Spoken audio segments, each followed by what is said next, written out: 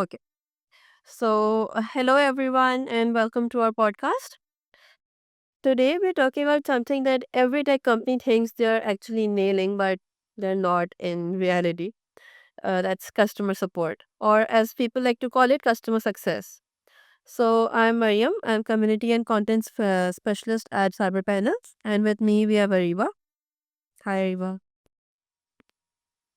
Hello, Warren. How are today? Our guest is Warren. He's a SEO specialist and a marketing genius. Hello, Warren. How are you doing today? Hello, Mariam. Hello, Ariba. How are you?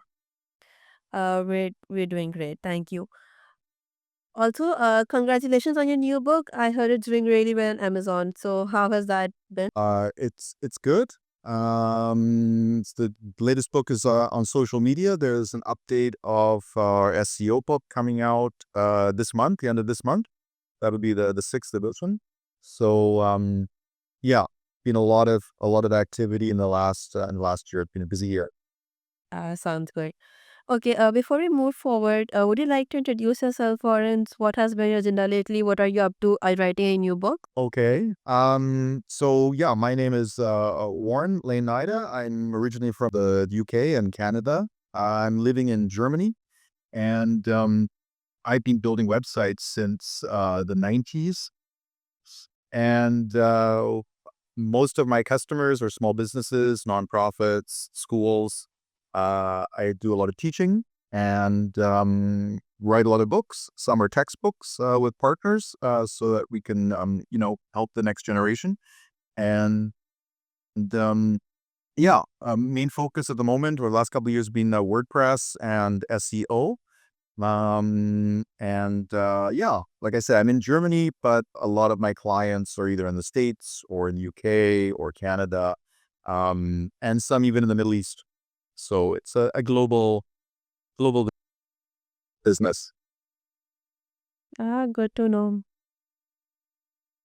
Okay, Ariba. You work with both remote and in-house teams. And do you think remote support teams can still get customers a good, consistent experience?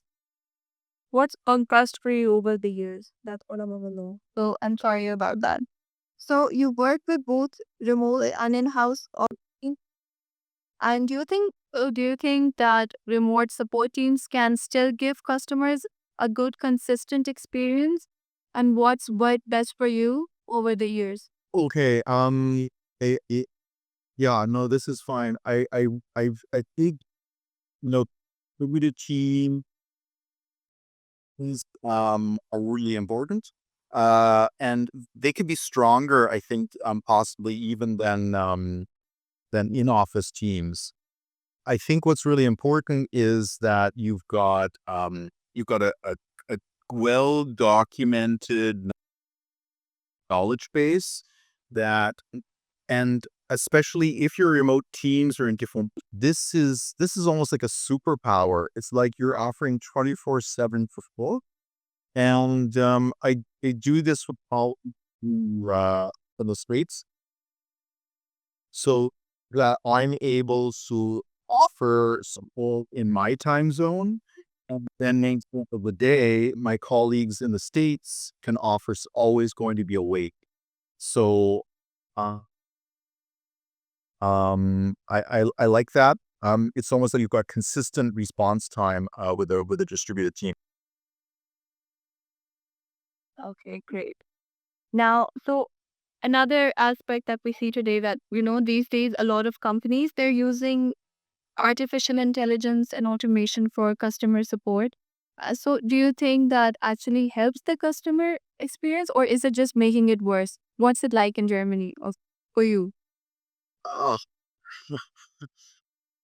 yeah, that's a really good question. I think, you know, it's, it's a fine line because you use the AI to empower your team, but at the same time, you have to be careful that you're not like that doesn't become a wall between yourself and your customers. Um, in some aspects, you could be putting yourself out of a job unnecessarily, because if you are doing a lot, so can your customers. think AI is good to build that in for repetitive tasks like stats, password stats, FAQs, things like that. And then you're freed up. So you even have real conversations with your customers. But if it just becomes, too automated, then you lose that empathy. And when the customers, they're not really going to be so interested in support if they get the same support themselves using ChatGPT. So I think it's useful, but I think you have to use it more carefully. And so, continuing the same question, so do you think that customer support teams in tech, are they finally being recognized as strategic assets, or they still just being viewed as a help desk? Well, I think how they are perceived, this is in the hands of if we're offering hosting or we're offering, whatever business we're offering, each desk as just being there. It has to be sold as an asset. I mean, so before really we scold as a competitive advantage because otherwise, you're offering the same thing that other people are offering, and all you're going to start doing is competing on price. So, and this is really good. Well, to consider because if you've got that information, if you got the insight, something you can use to start to plan product. So yeah, if I think if your support team is being viewed as a help desk, then this is a problem that you need to deal with because it's really an opportunity. It's an advantage, and you have to sell it like that. Yes, of course, because it has to be exclusive to you. So moving on, so my next question is that if a startup asked you how to build a support team that can truly, drive customers' success and support, of course, and so what's the one thing you tell them to get right from day one, something that has worked for you all the all these years that you've, mastered SEO and customer support, everything? Yeah, I mean, not all companies, but certainly some companies are very fixated on the technical skills. Okay, I can teach anyone anything. Okay, what's really important is that if you're going to build a support team, you need to hire people who are empathetic, who are curious about the problems that customers bring them, but are really looking like well people, um, because it's one person, they can tell me what's wrong, but maybe they don't care. Oh, well, and my customer. And I think that's really important. So I think the soft skill, maybe even a little more important than the technical skills, but they certainly have to be there as well. That's a very good answer. And I'll move on to Mariam now. She'll be asking you something. Okay, Payal. So you mentioned, yeah. So you mentioned that there's a fine line between, AI teams and customer and real human support. Do you think it is the same line that defines customer success from customer support? Okay. I'm saying that you said there's a fine line between AI and human support, right? Do you think it is the same thing that differentiates between customer support and customer success? Between solving problems and making people win? Yeah, customers, I think customer support means that it's problem prevention, okay? Being very proactive. Um, I think that that's important to identify that because otherwise you're just reacting to people's problems. And you only, I think, prevention uh, uh, focus. Because otherwise it's you're not waiting for something to be fixed. You're identifying things that might become a problem.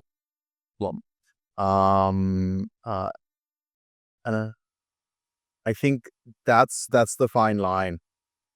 So looking for support to problems. That's when you can really help customers. Okay. Okay.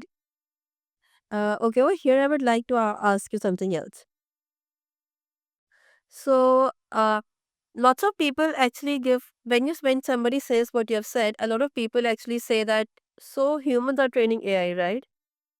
Like that's a argument that humans are training AI. They're going to learn what you're going to teach it. Do you think it's true? Do you think you can? Do you think there would come a time when you could actually just train your AI so well that it can outperform humans in customer support? Oh, certainly one day, yes. This day will come very quickly, I think, but it definitely will. There are so many, once you once you have connected the AI well enough with your product, there are a finite number of problems and probably a finite number of use cases. So you just need to identify every possible use case and what can go wrong. So I think definitely this will happen. We had this we had this previously. We used to call these sorts of things encyclopedias. And you always found the answer to your questions, and that was fair enough. Now, I mean, things are, gone a lot of the direction. We have too many things, but at some point, I think we'll catch up. So yeah, I don't think you'll need people very soon. I think we'll easily come to that day very quickly. Okay. Uh, okay. So, in the web or tech industry, in the web hosting industry or tech industry, what do you think defines good customer support?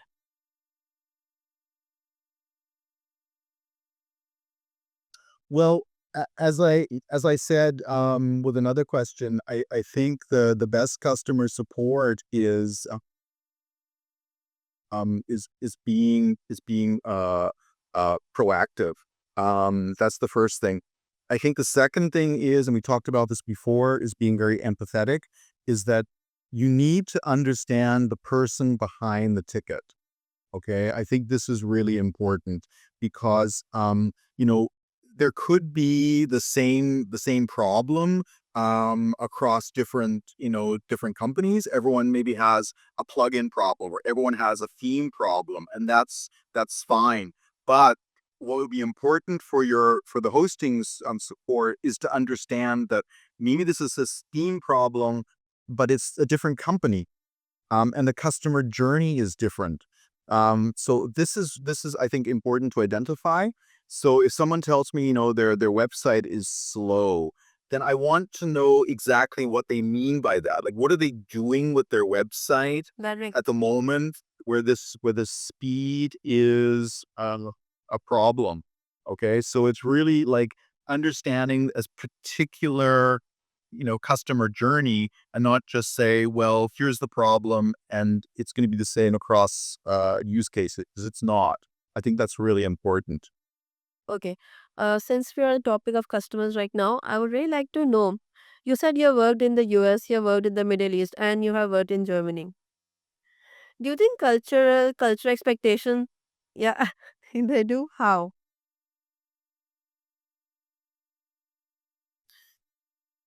How the cultures are different? No, I mean how? Whoa, I think. No, no, please go on. Sorry. I'm asking, how do you think the cultural differences shape people's customer support experiences? Um, I taste of every culture is your language. And Germany, for example, has a more formal, structured language than, let's say, the States. Okay. So even just how we're communicating will define the customer support. For example, I find in the United States, it's much more casual. Okay. And people are, I think they're looking more for um understanding how they can fix something. But in Germany, and I always have the impression people want to know why it's broke. And I think, every country will have a different example. But for me, those are the two large ones. Okay. Warren, can you please adjust your internet a little bit? I cannot hear you properly. It's stuck. No, sorry, it's still stuck. Yes, we are here. I'm just saying that your internet's stuck. We cannot hear you or see your picture.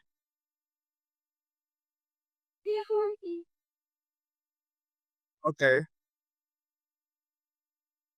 Okay. You can't hear or see me?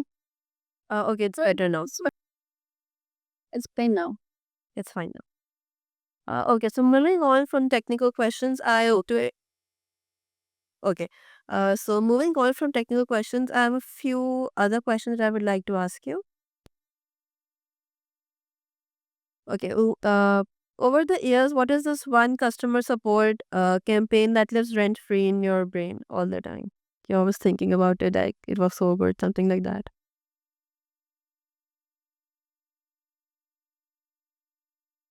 Hmm. Hmm. I think probably we had a small business, and we helped them move their websites from one hosting company to another. And she, the business owner was doing this. It was very much a side business. Yeah, it wasn't her full business. Um, but after the migration, and we had also given her a lot of support with the SEO and with her other online marketing. Um, Over that, it was at least a year. This process. After that, she went in. She she notified us about this after she had already made the move, and she was very thankful, and thanked us for this. And you know, when we first met, it was just you know when she made the plunge and she was doing this as a full-time business, then it was quite clear that we weren't just doing the websites, we were really helping her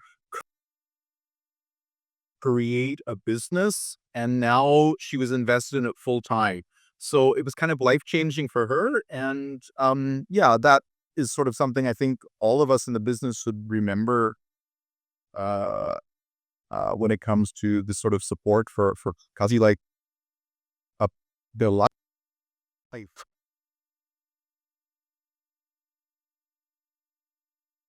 Okay. So that's a really good story. It's good to hear stories like that, right? Okay. There's another question that I would like to know. When you're talking with customers, a lot of things that you get to hear, some are extremely funny, some are extremely mind-boggling, and sometimes you just want to know why is that person saying this thing. So, do you have any such interaction that makes you want to think, why did I sign up for this? Oh, um, yeah, probably. Yeah, well, not every day, but certainly once a week. Um, yeah, I think most of these things happen with social media or SEO. That people don't really get the amount of work that goes into it, and they will ask you to, ask me to set up social media campaigns for them, and don't understand why I'm asking them questions to do it. And it's kind of aggravating, but also funny. When someone's saying, look, just post some things on social media for us, or just get us on page one of Google. And you think, what? What are you not understanding about this whole process? Yeah. Yeah, on that topic, I was once working in customer support, and there was this guy who actually decided to tell me that, you should just give me an LTD, or you should give me your product for free, because I'm very old, and probably I will not even use it that much. Just give it for free. I'll do this, I'll do that. Such interactions make you want to think like, why am I doing this? Oh yeah. Yeah. Yeah.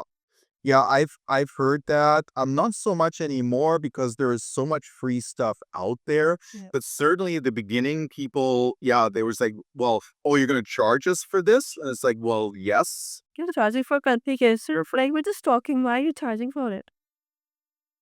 Free. And it's like, okay, great, yeah. Especially for consultation, I feel people don't understand that even during consultation, it's taking up your time, it's taking up your brain. You need to.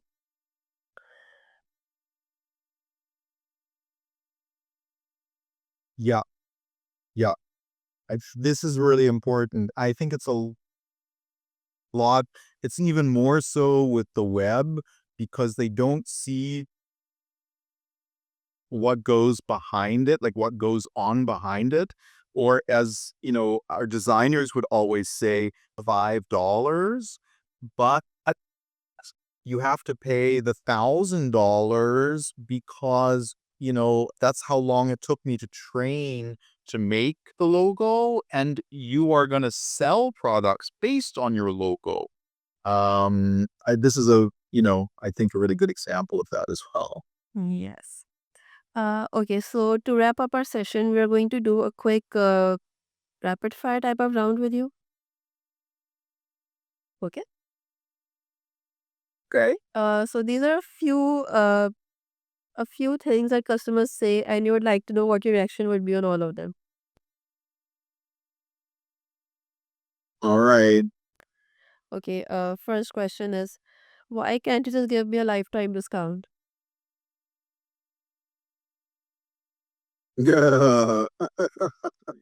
Okay. Yeah. Yeah. Uh, how about, yeah,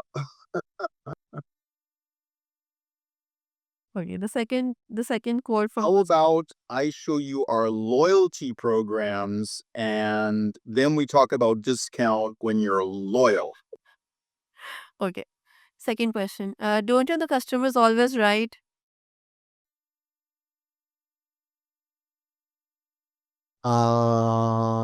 Yes, they are. But sometimes they're wrong. Like, no. Okay. I don't want to sign up for the product. Just let me know. Just give me it to use it. Yeah. That's fine. You can sign up for our free trial offers. Yeah. And I also would like to know what you want to do with our product. I got to get some information there, but yeah, sign up for a free trial and we go from there. Okay. Uh, that's all from our side now. So I think this has been a very thoughtful conversation. And thank you so much, Warren, for joining us. And please, and You invited me. no, we're glad you joined us. And so before we sign off, can you can you tell our listeners to connect more and learn more about your work, especially your new book? You want to give a message to the viewers, but you Yeah, like, I'm on Twitter X. I'll always be in Twitter X. Join me, follow me, I'll follow you, and then we get into a conversation there. I'd love any of your listeners. think this has been a good conversation. Thank you so much for voting. Thank you. okay, Warren. Thank Great. you. Have a good day, good weekend. Goodbye.